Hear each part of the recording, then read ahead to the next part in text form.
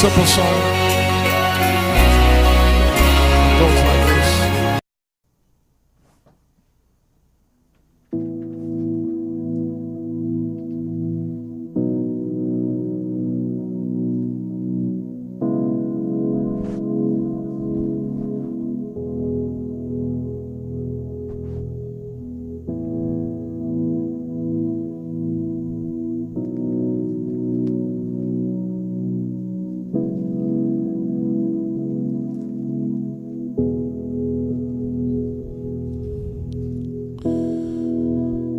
Chers amis téléspectateurs qui m'écoutent dans les quatre coins du monde, à tous ceux qui ici sont bien-aimés de Dieu, appelés à être saints, que la grâce et la paix vous soient données de la part de Dieu notre Père et du Seigneur Jésus-Christ.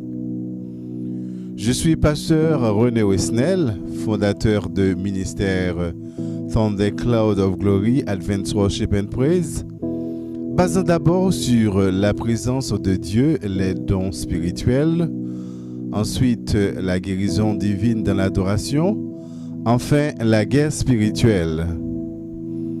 Je vais vous présenter un sermon biblique allocutif sur l'Évangile en lisant l'Évangile de Matthieu du chapitre 24 entièrement, en mettant en relief le verset 14 qui est le point central de ce chapitre.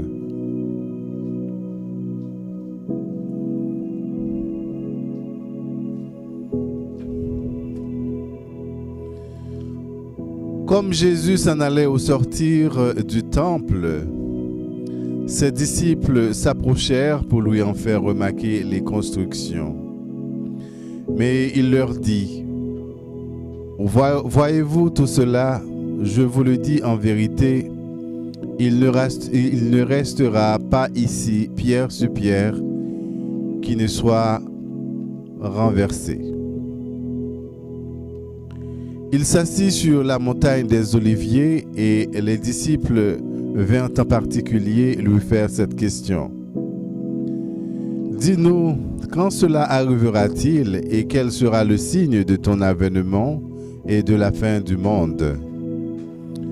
Jésus leur répondit: Prenez garde que personne ne vous séduise, car plusieurs viendront sous mon nom, disant c'est moi qui suis le Christ, et ils séduiront beaucoup de gens. Vous entendrez parler de guerre et de buts de guerre. Gardez-vous d'être troublés, car il faut que ces choses arrivent. Mais ce ne sera pas encore la fin. Une nation s'élèvera contre une nation, et un royaume contre un royaume. Il y aura en divers lieux des famines et des tremblements de terre. Tout cela ne sera que le commencement des douleurs. Alors, on vous livrera au tourment, et l'on vous fera mourir, et vous serez haïs de toutes les nations à cause de mon nom. Alors aussi plusieurs succomberont et ils se trahiront, se haïront les uns les autres. Plusieurs faux prophètes s'élèveront et ils séduiront beaucoup de gens. Et parce que l'iniquité se sera accrue, la charité du plus grand nombre se refroidira. Mais celui qui persévérera jusqu'à la fin sera sauvé. Cette bonne nouvelle du royaume sera prêchée dans le monde entier pour servir de témoignage à toutes les nations, alors viendra la fin. C'est pourquoi, lorsque vous verrez l'abomination de la désolation dont a parlé le prophète Daniel, établie en lieu saint, que celui qui lit fasse attention, alors que ceux qui seront en Judée fuient dans les montagnes.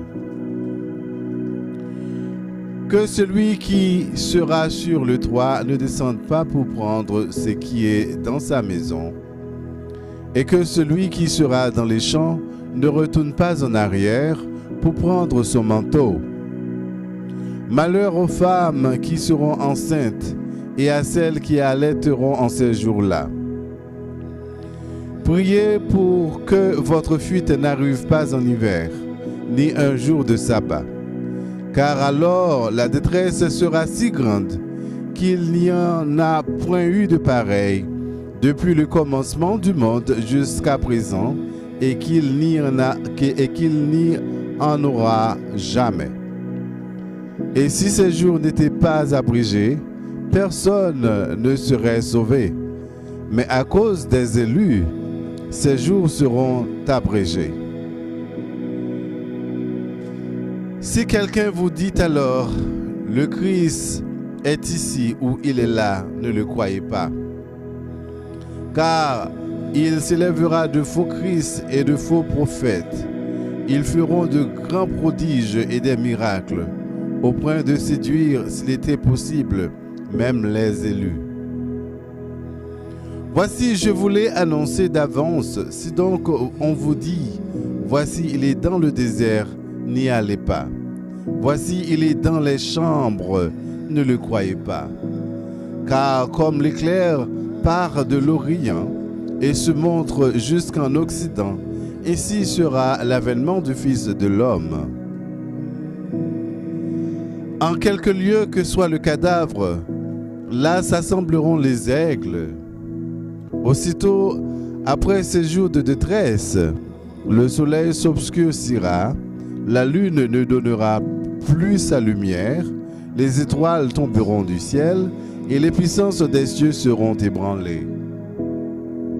Alors le signe du Fils de l'homme paraîtra dans le ciel. Toutes les tribus de la terre se lamenteront et elles verront le Fils de l'homme venant sur les nuées du ciel avec puissance et une grande gloire.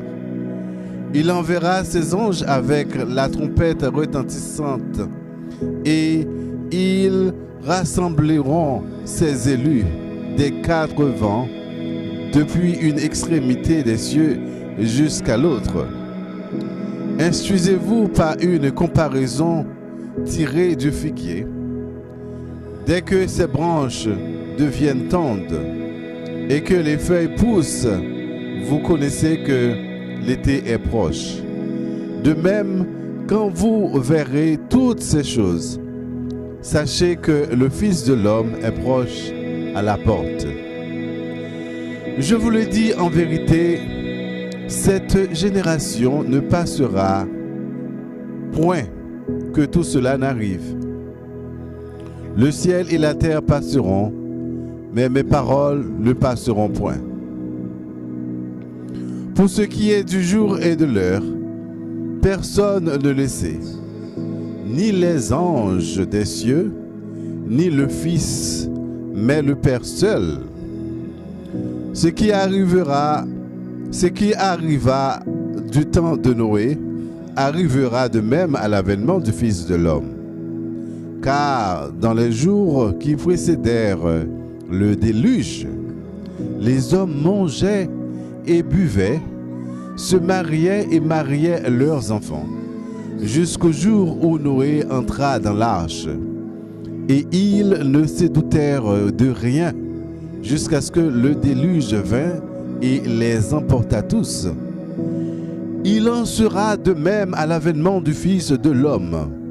Alors, de deux hommes qui seront dans un champ, l'un sera pris et l'autre laissé. De deux femmes qui moudront à la meule, l'une sera prise et l'autre laissée. Veillez donc, puisque vous ne savez pas quel jour votre Seigneur viendra. Sachez-le bien, si le maître de la maison savait à quelle veille de la nuit le voleur doit venir, il veillerait et ne laisserait pas percer sa maison. C'est pourquoi, vous aussi, tenez-vous prêts, car le Fils de l'homme viendra à l'heure où vous n'y penserez pas. Quel est donc le serviteur fidèle et prudent que son maître a établi sur ses gens pour leur donner la nourriture au temps convenable? Heureux ce serviteur que son maître à son arrivée trouvera faisant ainsi. Je vous le dis en vérité, il l'établira sur ses biens. Mais si c'est un méchant serviteur, qui disent en lui-même, mon maître tarde à venir. S'il se met à battre ses compagnons, s'il mange et boit avec les ivrognes, le maître de ce serviteur viendra le jour où il ne s'y attend pas et à l'heure qu'il ne connaît pas, il le mettra en pièces et lui donnera sa part avec les hypocrites. C'est là qu'il y aura des pleurs et des grincements de dents.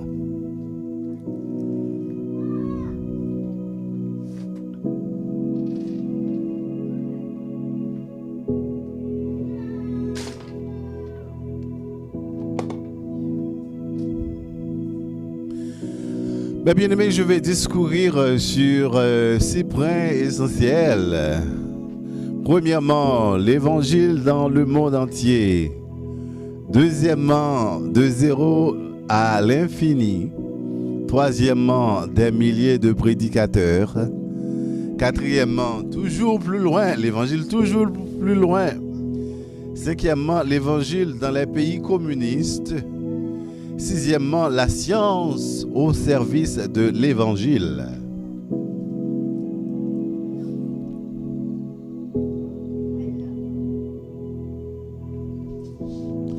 L'évangile dans le monde entier, évangile de Matthieu du chapitre 24 au verset 14.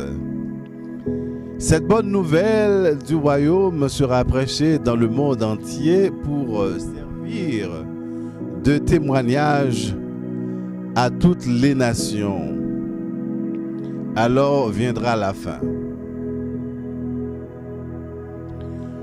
Lorsque Jésus nous dit dans cette référence le monde entier, il ne parle donc pas seulement du monde de ce temps-là ou de l'Orient, mais au contraire de tout le monde, de tous les continents de la terre.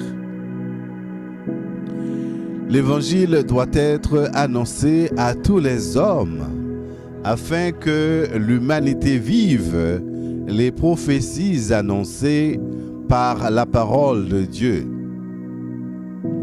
Jésus dit que l'évangile sera prêché dans le monde entier pour servir de témoignage à toutes les nations.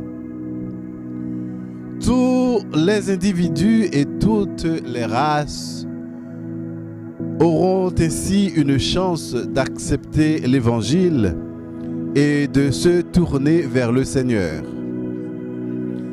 S'ils le refusent, eh bien, au moins le Christ sera dégagé de la responsabilité de leurs gestes.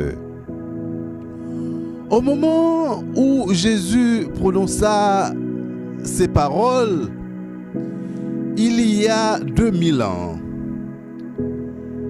elles auraient pu sembler un peu exagérées et cependant, elles s'accomplissent toujours de plus en plus sous nos yeux. Depuis un peu plus d'un siècle, les missions chrétiennes et évangéliques ont pris une extension extraordinaire. La Bible traduit en l'an 1500 en 14 langues seulement. L'est maintenant dans ses parties principales en plus de 1400 langues et dialectes et est devenue accessible à 98% de la population du globe. Chaque année, elle voit apparaître de nouvelles versions. Tous les 5 à 6 semaines, la Société biblique britannique et étrangère publie une traduction en une langue nouvelle. La Bible est encore actuellement le plus grand succès de librairie et se vend dans le monde entier par millions d'exemplaires. De 1956 à 1967, La vente de Bible, Nouveau Testament et Évangile à travers le monde est passée de 26,5 millions à 104 millions d'exemplaires, quadruplant en 10 ans. La Bible demeure donc, sans contredit, le best-seller mondial. Plus de 20 millions de Bibles ont été vendues en Amérique du Nord de 1973 à 1977. Le groupement des témoins de Jéhovah, que l'on critique bien souvent à tort, car ils sont parmi les plus actifs au niveau de l'évangélisation à travers le monde, a prêché publiquement le message de Dieu pendant 3,7 milliards d'heures dans 181 pays. Dans les 30 dernières années, que dire des autres groupements évangéliques, sachant qu'ils sont au nombre d'environ 50 à travers le monde? Le même groupement dont nous venons de parler a durant cette même période publié plus de 5 milliards d'imprimés en plus de 160 langues, proclamant la parole de Dieu comme seule espérance des hommes. De plus, une seule revue bimensuelle de ce groupe est tirée à près de 10 millions d'exemplaires et traduite en 106 langues. Des milliers de prédicateurs. En Amérique du Nord, un nombre impressionnant de prédicateurs répandent le message évangélique, non seulement chez eux, mais dans une foule de pays du monde, tels sont Rex Umba, Dr. Billy Graham, David Wilkerson, Oral Roberts, Jimmy Swaggart, Cerullo, John Wesley White, Max Sobreken, Dr. Richard Wurmbrand.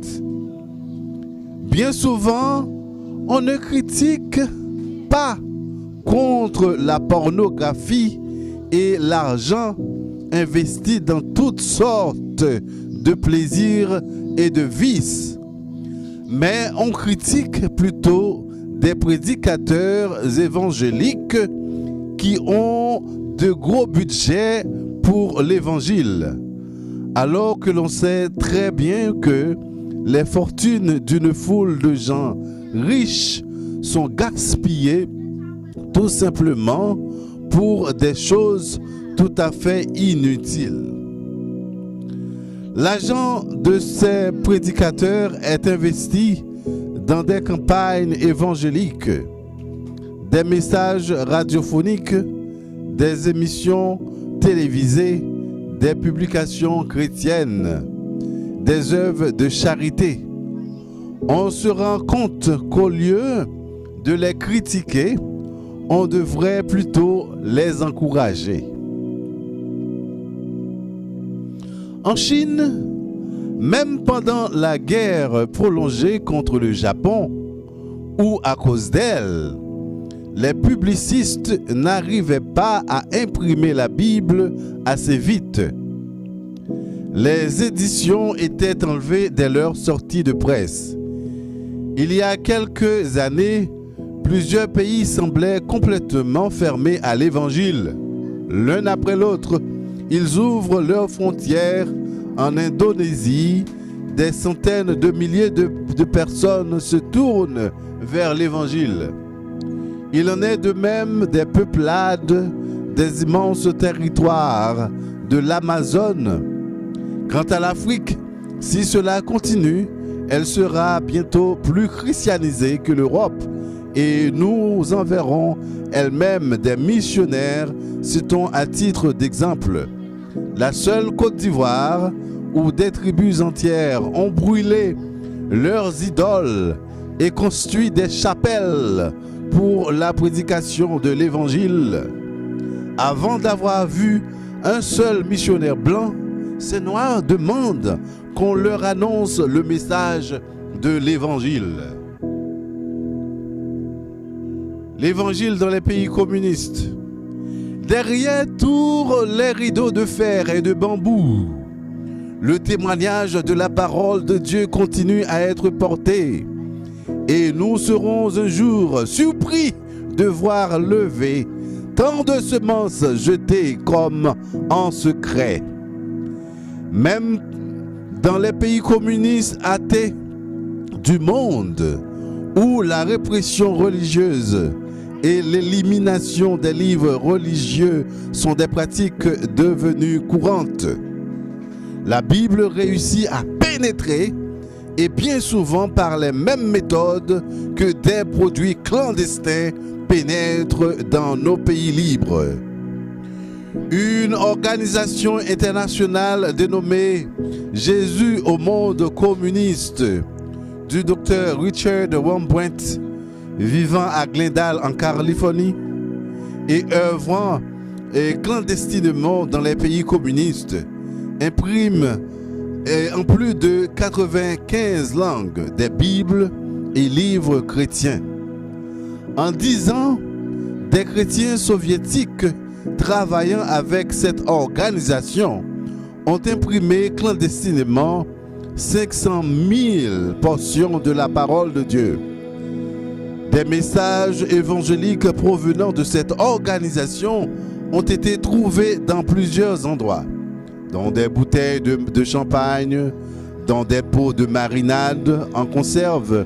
On a trouvé des livres chrétiens dont la couverture et les premières pages reproduisaient des livres communistes très populaires, mais dont l'intérieur renfermait des textes de la parole de Dieu.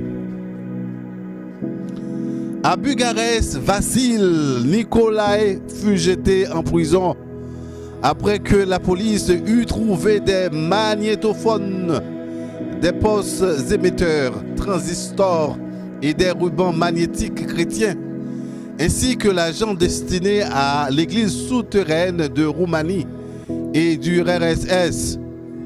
Le fait que les communistes réagissent avec tant de violence démontre que l'argent donné en don pour la contrebande de Bible est employé efficacement et les officiers de la douane sont souvent conciliants et laissent des Bibles entrer en fraude en échange de savon, de gomme à mâcher, etc.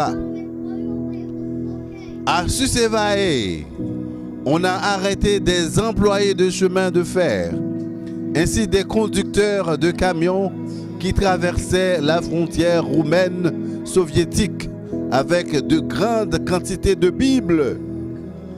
Ceci est arrivé en 1980 et c'était la première découverte de ce genre de contrebande. Ceci après 10 ans de travail.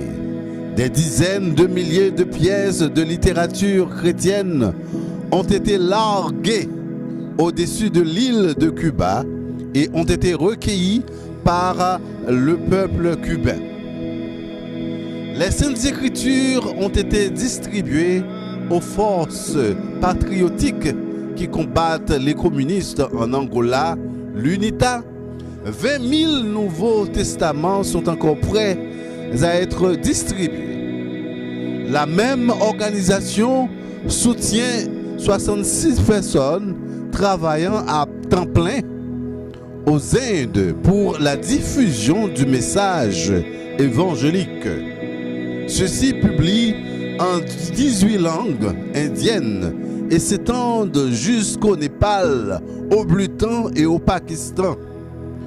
L'organisation possède sa propre imprimerie dans les pays arabes.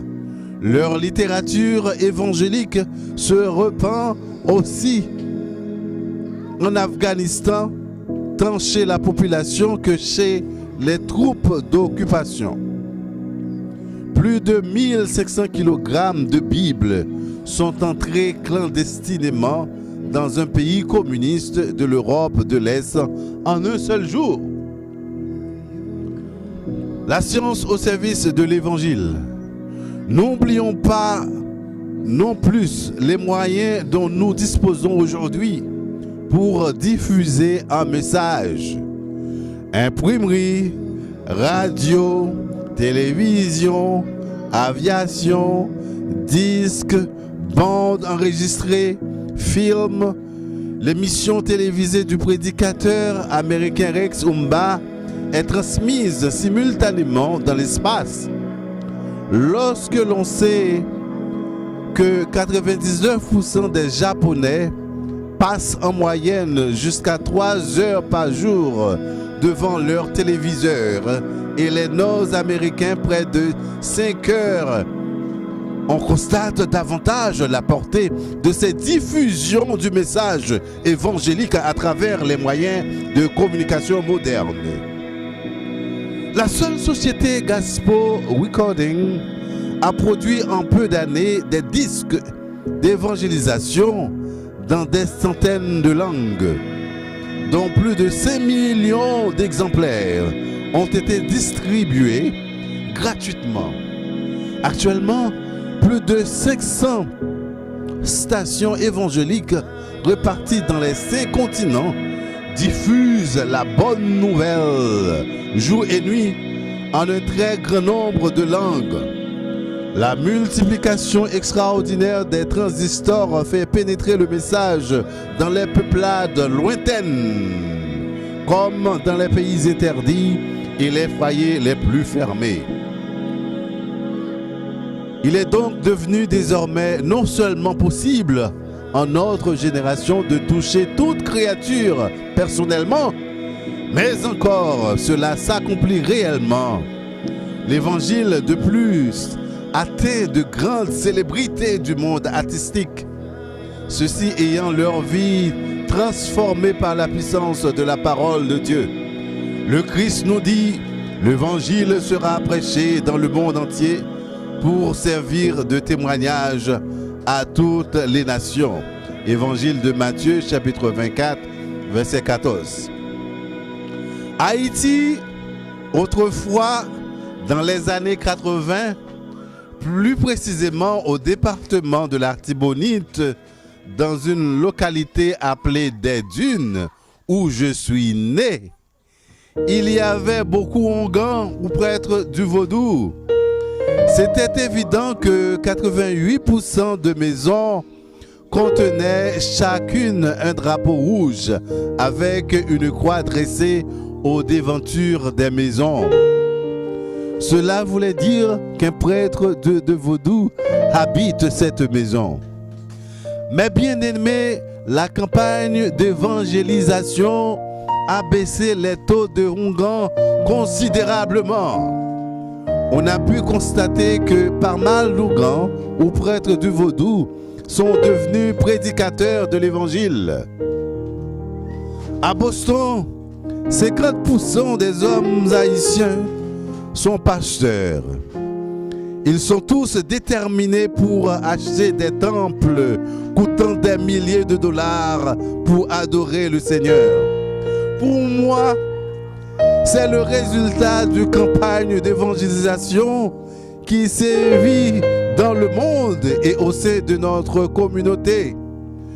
Pourquoi il y a tant de pasteurs haïtiens? Pourquoi ils ne peuvent pas se mettre ensemble dans une assemblée chrétienne pour prêcher l'évangile? Pourquoi il y a tant de schismes ou divisions au sein de l'Église? À mon expérience, comme étant pasteur musicien, si vous êtes pasteur et vous voulez vous adhérer à une assemblée chrétienne qui a déjà un pasteur titulaire, la première fois que vous y arrivez, on vous accorde la chance de prêcher l'évangile 3 ou 4 fois. Après quoi, on vous abstient de le faire pas spectre de ne pas être tenté d'envier la place du pasteur titulaire de cette dite église. C'est la raison pour laquelle qu'il y ait tant d'églises à Boston. Les pasteurs ont du mal à se regrouper pour prêcher l'évangile méthodiquement. Les gens qui se réunissent chaque dimanche dans les temples se sont déjà convertis au Seigneur. Vous ne faites que les encourager à rester soudés avec Christ. L'important est de se regrouper pour lancer une campagne d'évangélisation, car c'est notre mission. Merci, que Dieu vous bénisse. C'était bien Pasteur René Wesnel.